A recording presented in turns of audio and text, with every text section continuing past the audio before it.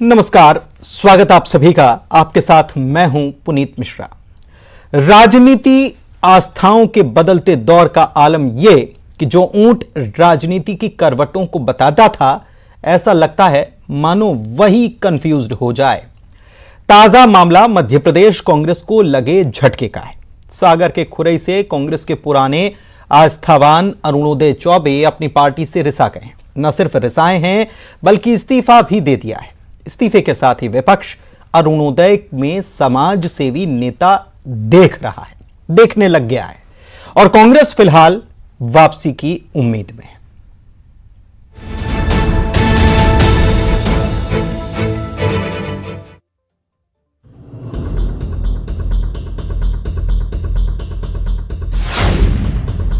चुनावी सीजन के दौर में आस्थाओं का बदलना अब नई बात नहीं, लेकिन किसी पार्टी से आस्था का भगदड़ की शक्ल में मोहभंग होना देश की पुरानी पार्टी होने का दावा करने वाली कांग्रेस के लिए फिलदौर की सबसे बड़ी चुनौती है। ताजा मामला सागर के खुरई से पूर्व विधायक और कांग्रेस नेता अरुणोदय चौबे से जुड़ा हुआ। चौबे अपनी पार्टी की उपेक्षा से ऐसे आहत हुए कि पार्टी की सारी जिम्मेदारियां छोड़ दी। कमलनाथ के करीबी बताए जाने वाले चौबे ने बाकायदा भाई साहब के संबोधन के अलावा अपने पत्र में करीब 5.5 लाइन में बताया कि बहुत आहत हैं। कांग्रेस से किसी कांग्रेसी के आहत होने पर बीजेपी को उनमें एक अच्छा नेता नजर आता है। खुरई से लगातार चौबे से चुनौती लेने वाले भूपेंद्र सिंह को भी अच्छा नेता नजर आया। भूपेंद्र सिंह से सवाल चौबे पर दर्ज मामले को लेकर भी पूछा गया। देश में जो भी कांग्रेस में अच्छे लोग हैं वो सब कांग्रेस पार्टी छोड़ रहे हैं, क्योंकि वर्तमान में कांग्रेस नेतृत्वहीन है, कोई विचारधारा नहीं है, कोई कार्यक्रम नहीं है और इस कारण से लगातार कांग्रेस को लोग छोड़ रहे हैं। और कांग्रेस में हम देख रहे हैं कि लगातार जो एक हताशा और निराशा का माहौल है और इसलिए लोग कांग्रेस को छोड़ रहे हैं। तो बीजेपी ने कोई एफआईआर नहीं कराई। जिन लोगों ने एफआईआर कराई थी वो अपने बयान देंगे, उस आधार पे जो भी पुलिस या न्यायालय निर्णय करेगा वो करेगा। भारत जोड़ो यात्रा पर कांग्रेस को कांग्रेस जोड़ो यात्रा की सलाह देने वाली भाजपा ने इस बड़े मौके को नहीं गंवाया। उपेक्षा का आरोप झेल रही कांग्रेस की तरफ से पूर्व मंत्री पीसी शर्मा ने कहा, मना लेंगे। बीजेपी ही चौबे को खरीदने की कोशिश कर रही थी, प्रताड़ित कर रही थी। तो मंत्री विश्वास सारंग ने कहा कि जो भी सेवा कल्याण करना चाहता है वो कांग्रेस के साथ नहीं रहना चाहता। निश्चित तौर पर आदमी इन सब स्थितियों में अपना हौसला खो देता है, लेकिन उनसे बातचीत की जाएगी। कमलनाथ जी के भी काफ़ी करीब थे, वो उनसे बातचीत की जाएगी और समय समय पर उनसे लोग मिले कांग्रेस के। 6 महीने से लगातार कांग्रेस के वो कार्यकर्ता जो कि लंबे समय कांग्रेस का नेतृत्व करते रहे, उन्होंने कांग्रेस छोड़ी है और उसका सीधा कारण है कि कांग्रेस नेता विहीन है, कांग्रेस की नीयत साफ नहीं है और कांग्रेस के पास कोई नीति नहीं है। किसी भी राजनीतिक दल के लिए 3 बहुत महत्वपूर्ण पहलू होते हैं, नेता, नीति और नियत। ये तीनों के अभाव के कारण कांग्रेस अब कंगाल हो चुकी है और मैं अरुणोदय चौबे जी को बधाई दूंगा कि उन्होंने इस बात को स्थापित किया है कि वो समाज की सेवा करना चाहते हैं, देश से प्यार करते हैं। चौबे और भूपेंद्र सिंह अब तक तो खुरई के मैदान में आमने सामने रहे हैं। गौर करिए, अब तक 2007 में जीतने वाले अरुणोदय चौबे को भूपेंद्र सिंह ने 13 और 18 में पटखनी दे दी। 2013 के भैयालाल दांगी हत्या मामले में तो चौबे को राहत है, लेकिन कुछ समय पहले दर्ज 307 के एक मामले में उनके फरार होने की खबर है। इसी मामले में चौबे ने खुद को कांग्रेस से आहत भी बताया। इन सब के बीच राजनीति के जानकार कह रहे हैं कि खुरई के मैदान में आमने सामने रहने वाले आने वाले दिनों में आजू बाजू नजर आए तो हैरानी की बात नहीं। कांग्रेस की भारत जोड़ो यात्रा के नारों के बीच 11 सितंबर का मंत्री भूपेंद्र सिंह का मंच से दिया ये बयान और राजनीति के नेपथ्य में लगते नारों को भी सुन लीजिए, जिसमें कहा जा रहा है, भूपेंद्र भैया जिंदाबाद। जानकार कहते हैं कि जब सामने वाली टीम का मजबूत खिलाड़ी ही नहीं रहेगा तो जिंदाबाद तो होगी ही। वीडियो सुनिए और बदलती राजनीतिक आस्थाओं के अंधड़ को देखते रहिए। 23 के चुनाव में ज्यादा वक्त नहीं है। उन्होंने पूरे खुरई विधानसभा क्षेत्र में कांग्रेस बनाई और अगर वो नहीं करते हैं तो कांग्रेस मुक्त खुराई होना तय। और मैं आज इस मंच से माननीय चौबे जी को उनका स्वागत भी करता हूं और उनको आमंत्रित भी करता हूं कि वो भारतीय जनता पार्टी के परिवार में आए, हम उनका स्वागत करेंगे। सागर से रचित दुबे के साथ ब्यूरो रिपोर्ट, न्यूज़ 18। और आइए करते हैं चर्चा की शुरुआत। डॉक्टर दुर्गेश केसवानी बीजेपी प्रवक्ता हमारे साथ जुड़े हुए हैं। दुर्गेश जी, आपका स्वागत है। अवनीश बुंदेला प्रवक्ता हैं कांग्रेस की तरफ से। अवनीश जी, आपका भी बहुत स्वागत। और सरमन नगेले, आप वरिष्ठ पत्रकार हैं। सरमन सर, आपका भी बहुत स्वागत करता हूं। सबसे पहले अवनीश जी, मैं आप ही के पास आता हूं। आखिर ऐसा क्या हो गया जो आप ही की पार्टी के नेता इतने नाराज हो गए, पार्टी को अलविदा कह गए, कमलनाथ के करीबी थे? देखिए पुनीत जी, ये बात नाराजगी की यहाँ कहीं नहीं है। अगर इस बात में आप पूर्व में जाएंगे, भूतकाल में जाएंगे, तो अरुणोदय चौबे जी को इतना प्रताड़ित किया गया है। ये जो मर्डर के केस की बात चली 302 की, जो 2013 में लगाया गया था, ये इसमें सबको मालूम है कि भूपेंद्र सिंह जी का एक विशेष रोल था। उस समय गृह मंत्री भी रहे उसके बाद। तो ये देखिए, ये हम मानते हैं कि आज अगर वो देखिए, अल्टीमेटली अंत में बात यह है कि उन्होंने पार्टी छोड़ी है, इस बात को हम स्वीकार करते हैं। और उनकी निजी समस्या हो सकती है, व्यक्तिगत हो सकती है। देखिए, व्यक्तिगत और निजी समस्या को आप पार्टीगत नाराजगी बता के पेश करें तो मुझे ये मैं इसको ठीक नहीं मानता। लेकिन जहां तक इनकी बात है, देखिए मुझे जो जानकारी है कि ये बड़े जमीनों के काश्तकार हैं और जो बुलडोजर अभी राज चल रहा है मध्य प्रदेश में, तो इनका जो 3 पीढ़ी पुराना इनका घर है, खुरई के पास एक गांव है जहां के जमींदार रहे हैं चौबे साहब, तो उनके उस घर को तक नपवा लिया गया। सोचिए, इस तरह की बदले की भावना की आप कार्रवाई कर रहे थे। इसलिए साहब मरता क्या नहीं करता, क्योंकि जो मेरी जानकारी, मैं भी उनको व्यक्तिगत तौर से उनके परिवार को जानता हूं और बड़ा मित्रवत संबंध रहे हैं उनके परिवार से। तो ये मेरी पूरी जानकारी में कि जिस तरह से उनको प्रताड़ित किया गया है, अब वो ये कह रहे हैं कि हमें राजनीति नहीं करना, बस हमें सुरक्षित रहना है। तो ये जो बात चल रही ना, अभी भूपेंद्र सिंह जी ने भी कहा कि क्या पता कांग्रेस मुक्त खुरई हो जाए, ये वही चीज है। ये कहीं ना कहीं दमनकारी नीति है। ठीक है, आज जो वो चले गए, ये चली, अब वो एक बात हो गई, वो गए राजनीतिक, उन्होंने दूसरी पार्टी ज्वाइन कर ली। लेकिन मैं एक बात कहूंगा, अभी विश्वास सारंग की मैं बाइट सुन रहा तो कहते कि कांग्रेस कंगाल हो चुकी है। मंत्री जी से बड़े विनम्रता से कहूंगा, साहब कंगाल तो आपके राज में ही प्रदेश हो चुका है, जिसमें आप 5,000 करोड़ का हर महीने कर्जा ले रहे हो चलाने के लिए। जब 2018 में आप सत्ता से बाहर हुए थे, तब आप याद करें, तब कर्जा इस प्रदेश पर 1,85,000 करोड़ का था, जो कि आज की तारीख में 2,95,000 करोड़ हो चुका है। पहले जब आप सत्ता आपने छीन कर आए थे, याद करें, उस समय आप 1,000 करोड़ रुपए महीने का कर्जा ले रहे थे। आज स्थिति आ गई, आप 5,000 करोड़ का कर्जा ले रहे हैं। मैं उम्मीद करता हूं कि अरुणोदय चौबे जैसे नेता आज जब भाजपा में जाएंगे तो शायद हो सकता प्रदेश पर आप कुछ कर्जा कम कर दें, क्योंकि जिस तरह से आप कर्जदार बना रहे हैं इस प्रदेश को, वो स्थिति को देखते हुए आप देखें, आम जन यहाँ का परेशान है। आप यहाँ सबसे महंगा पेट्रोल डीजल बेचते हैं, सबसे महंगी LPG गैस बेचते हैं। यहाँ की आप इस तरह की ब्रिजेस बनाते हैं, इस तरह की आप पुल बनाते हैं, इस तरह के आप बांध बनाते हैं, सड़कें बनाते हैं कि जो एक बारिश 1 साल भी नहीं चल पाते। उस सड़कें की तो हालत ये है कि 2 महीने भी चल जाए तो बड़ी बात है। मैं उम्मीद करता हूं कि आज से अरुणोदय चौबे जी जब से भाजपा में जाएंगे तो शायद उनकी कुछ रीति नीति से सीख कर आप प्रदेश की सड़कें अच्छी बनाएं, बांध मजबूत बनाएं, जैसे हमने भाखड़ा नंगल, सरदार इंदिरा सागर जैसे हमने बांध। आपका जो पहला स्टेटमेंट है, इसमें एक दर्द है अच्छे साथी को छोड़ने का, इसमें यह भी है कि साथी खुद छोड़कर नहीं गया और उसको परेशान किया गया, और इसमें यह बात भी है कि वो बीजेपी ज्वाइन कर ही लेंगे, ये आपको पहले से पता है। जी, उनके पत्र में कमलनाथ जी को भाई साहब कह के संबोधित करना ये साबित करता है कि कहीं ना कहीं आज भी उनकी कमलनाथ जी से आत्मीयता है। और वास्तविकता में,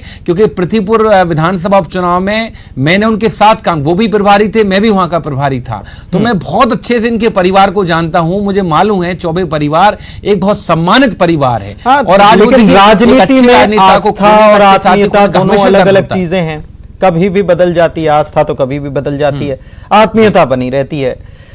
डॉक्टर दुर्गेश केसवानी, मैं साहब आपके पास आता हूं। कांग्रेस को भारत जोड़ो नहीं कांग्रेस जोड़ो यात्रा निकालनी चाहिए, अक्सर बीजेपी के नेताओं के मुंह से हम सुनते हैं। लेकिन क्या बीजेपी कांग्रेस तोड़ो को लेकर कोई अभियान चला रही है? और ऐसा तो नहीं कि 23 के पहले जो अंदर खाने आप लोगों के बीच रणनीति बनी है कि एक एक मोहरा चुनो और एक एक मोहरे को गिराते जाओ, एक साथ पूरे प्यादों को आगे बढ़ाने की जरूरत नहीं है। एक मोहरे पर टारगेट करो, पहले उसको गिराओ, फिर दूसरा मोहरा हम चुनेंगे। यही चल रहा है क्या? देखिए पुनीत जी, सीधा सच्चा एक गणित है जिसके बारे में आप बात कर रहे हैं। मैं तो ये सब शतरंज की भाषा जो आप बोल रहे हैं उससे थोड़ा सा अनभिज्ञ हूं मैं। हम तो सिर्फ और सिर्फ माननीय मोदी जी का जो मूल मंत्र है, सबका साथ, सबका विकास और सबका विश्वास, जो सेवा भाव है, उसको लेके हम आगे बढ़ रहे हैं। क्योंकि ये कांग्रेस का नितांती आंतरिक मामला है कि क्यों उनके यहाँ से ये सब चीज़ें हो रही हैं। पर मेरे कांग्रेस के काबिल प्रवक्ता साथी सिर्फ और सिर्फ भाजपा के इर्द गिर्द रहे, डराने, सुरक्षित की बातें सुरक्षित महसूस करने की बातें करते रहे, तो मैं इनको भी निश्चिंत कर दूं। मध्य प्रदेश में कानून का राज है, मुख्यमंत्री श्री शिवराज सिंह चौहान जी, गृह मंत्री डॉक्टर नरोत्तम मिश्रा जी हैं। अगर आप किसी गलत उसमें आप लिप्त नहीं हैं तो आप बिल्कुल सुरक्षित हैं और निश्चिंता से आप रहें। एक बात इन्होंने, हमारे कांग्रेस के साथी ने भाई साहब के संबोधन वाली भी बात कही। तो भाई साहब तो पहले ही कहते थे विधायकों को चलो चलो हो गया, अब अपने साथियों को भी कहने लग गए। तो मुझे लगता है इनके साथी इनको अब जवाब दे रहे हैं उन बातों का कि चलो चलो हो गया। एक और हमारे कांग्रेस के साथी ने सड़क पुलों की बात कही, क्योंकि जिस भाव में ये बहते जा रहे थे, क्योंकि राहुल गांधी जी इनके नेता हैं और ये उसी भाव में बहते और सड़क और पुलियों की बातें कर दी कि एक साल में आप एक देश की पुरानी पार्टी के प्रवक्ता हैं, आप अगर एक साल में अगर सड़क जा रही है, अगर पुल जा रही है, तो आपने उसके नीचे नॉर्म्स भी पढ़े होंगे कि गारंटी पीरियड में हर काम किया जाता है। उस चीज की 5 साल का तो उस ठेकेदार के पास ही रहता है। अगर कोई भी चीज खराब हो रही है वो सुधर जाएगी, पैनिक क्रिएट करने का आप काम नहीं करें। और आपने भी बहुत अच्छी बात बोली पुनीत जी कि भारत जोड़ो यात्रा नहीं है, वो तो अपने कांग्रेस जोड़ने बड़ी बात है। और मैं तो बात ही वहां से अजीज कुरैशी जी के बात से शुरू करने वाला था, जो इन्हीं की पार्टी के पूर्व राज्यपाल हैं। उन्होंने स्पष्ट कहा था कि हमारा नेतृत्व एक कमजोर हाथों में है, अपरिपक्व हाथों में है, बच्चों के हाथों में नेतृत्व है। तो ये सब चीजें तो देखनी ही पड़ेंगी। तो निश्चित रूप से उसी ओर ये देख रहे हैं।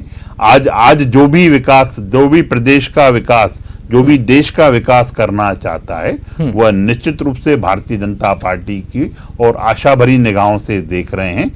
चौबे जी ने जिस तरह से कांग्रेस को बाय बाय किया है, ऐसे अनेक नेता वहां प्रताड़ित हैं। एक मध्य प्रदेश का बड़ा ब्राह्मण चेहरा, मुझे लगता है कि अगर जो कमलनाथ जी, जो कि सर्वे सर्वा हैं, जिन्होंने पूरे प्रदेश को एक हिटलर के रूप में चलाया, अहंकार के रूप में चलाते रहे, अगर उनके भी ये जो प्रताड़ना की जो आप बात कर रहे हैं, ये कांग्रेस की तरफ से प्रताड़ना है या प्रताड़ना कहीं और से मिल रही है, इसकी वजह से कांग्रेस को नमस्कार करना पड़ रहा है? ऐसा तो नहीं है। ये प्रताड़ना तो कांग्रेस से ही मिल रही है उनको, तभी तो वो बाय बाय कांग्रेस को कर रहे हैं। और इसीलिए ही हमारे कांग्रेस के काबिल प्रवक्ता ने बता दिया कि भाजपा उनका वेलकम कर रही है।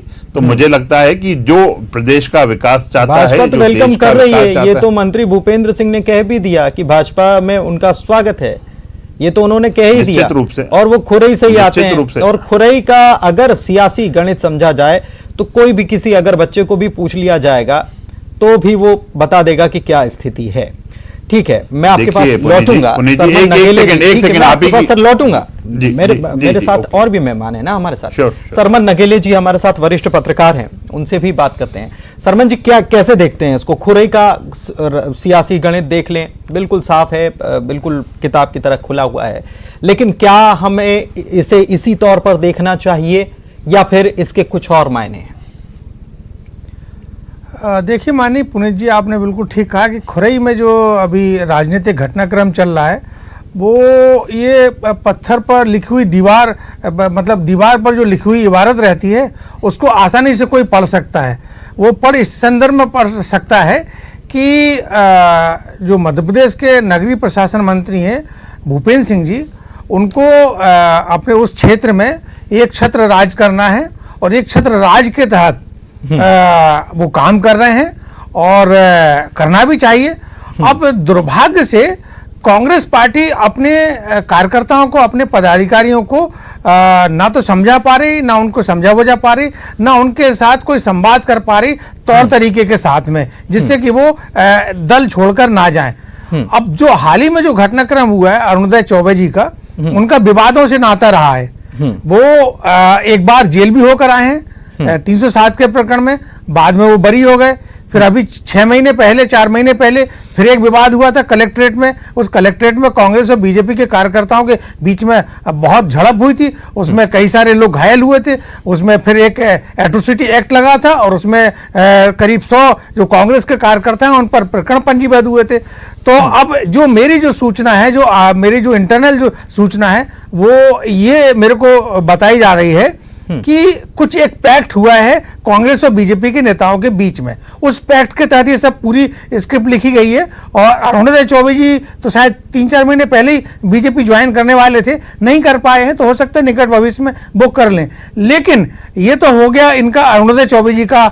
लेकिन अब कांग्रेस में एक बहुत बड़ी समस्या इस समय न केवल मध्य प्रदेश में बल्कि पूरे देश में चल रही है।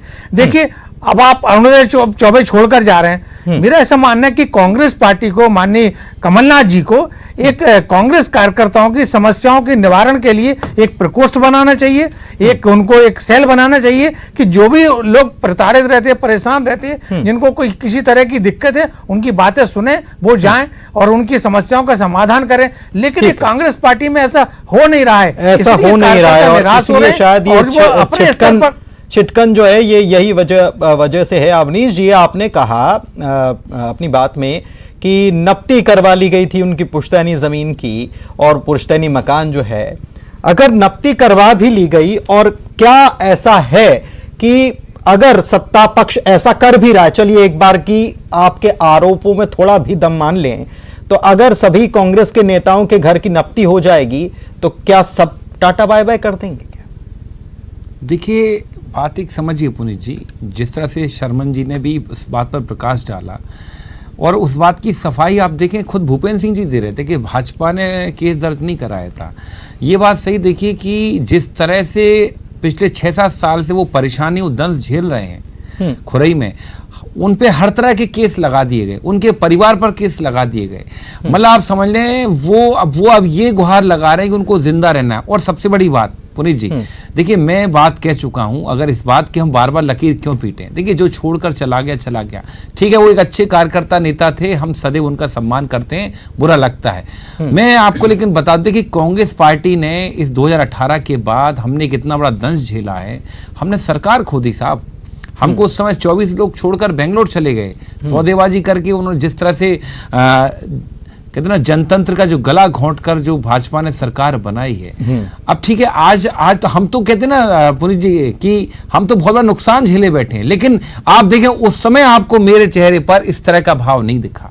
जब सरकार गिरी थी तो हम लोग ये कह रहे थे कि वो गद्दार लोग हैं, गद्दार लोग हैं, वो बिके हैं, जयचंद की संतान है, जयचंद की औलाद है। आज तो मैंने ऐसा कुछ नहीं कहा। क्यों? क्योंकि इनकी कहानी, जैसा नगेले साहब ने कहा, बच्चा बच्चा जानता है। हर व्यक्ति को जानकारी है कि जिस तरह की दमनकारी नीति अरुणोदय चौबे जी के साथ करी गई है। और ईश्वर में तो देखिए राजनीति करते रहेंगे, वो ना तो वर्तमान में विधायक हैं, सांसद हैं, लेकिन फिर भी मैं ईश्वर से विनती करूंगा कि वो अपनी परेशानियों से बाहर आएं। क्योंकि सबसे बड़ी बात है, इंसान के प्राण सुरक्षित रहने चाहिए, उसका मान सम्मान सुरक्षित रहना चाहिए। अगर अरुणोदय चौबे जी अगर आज अपने मान सम्मान, अपने प्राण बचाने के, दुर्गेश जी आप समझ रहे होंगे, ये अगर वो गए हैं वहां पर, तो मैं ईश्वर से विनती करता हूं, जान बचाने के लिए उन्होंने कांग्रेस को अलविदा कह दिया। भूपेंद्र जी से विनती करता हूं कि कृपया उनके प्राण बख्श दें। आपने एक बात की और कांग्रेस के प्रवक्ता साथी ने नपती की बात की।